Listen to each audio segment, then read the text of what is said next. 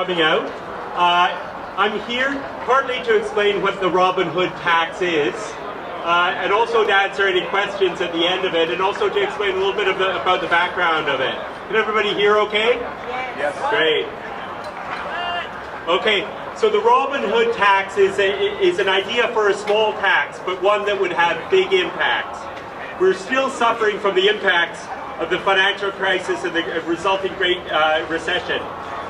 This was a financial and economic crisis that wasn't caused by workers demanding unreasonable wage increases. It wasn't caused by government overspending or on overly generous social programs. It wasn't even caused by central banks raising interest rates. This crisis was caused by the economic system itself, an increasingly unbalanced economy with an out-of-control financial sector, deregulation and growing inequality. As we all know, there's too much money, wealth and power in the hands of a few, and rampant speculation caused by the top 1% in society. But for the vast majority, the 99%, there's stagnant wages, cuts to services, and growing debts. As I'm sure you all know, extreme inequality is at the worst it's been in Canada and the United States since the 1930s. This isn't just a natural state of things. Tax changes over the past 2 decades have increasingly favored high incomes and corporations, while sales taxes and user fees have increased on the rest of us. An alarming thing is that the top 1% in Canada now pays a lower rate of tax than the bottom 10%. I mean, that's outrageous and totally unprogressive and unfair. The banking sector has been the biggest beneficiary of tax cuts and tax preferences in Canada. I did some calculations last year, and I found that the corporate tax cuts over the past decade have reduced the annual tax bill for the banking and financial sector by over $5 billion a year. Other tax loopholes and preferences for that sector bring their annual tax savings to $12 billion a year. What could $12 billion a year buy? What could it do? Well, the National Council on Welfare estimates that $12 billion is all that we need to completely eliminate poverty in Canada. It's a big number, but it could do a lot. Other countries also put in place similar regressive tax changes with even more disastrous consequences, as was seen around the world. And after the financial sector imploded 3 years ago and caused an economic crisis, what did governments do? Well, they bailed out banks with trillions of dollars of support worldwide. They also pumped hundreds of billions of dollars into the economy in stimulus spending, which was necessary, but now they're cutting that back and forcing the rest of us to pay for it. Is this fair? We're paying to clean up from a financial and economic crisis that they caused. Government's cutting public services, squeezing wages, increasing user fees and consumption taxes while continuing to reduce corporate taxes in Canada. The incentives here are all wrong. You screw up the economy and you get a big tax break, so the rest of us have to pay for it twice over. That's not fair, and it's not good economics. So where did the idea of a Robin Hood tax come in?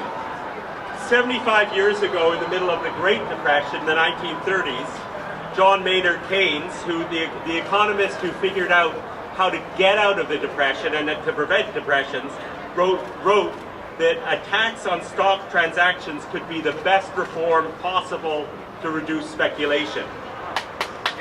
40 years ago, thank you.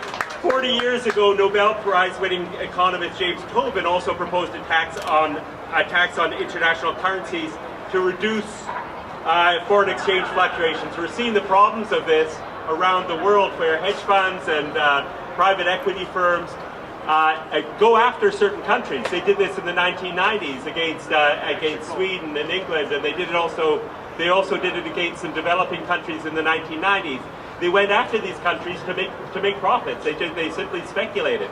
And so the idea is, if you have a small tax on this, it can reduce some of that speculation.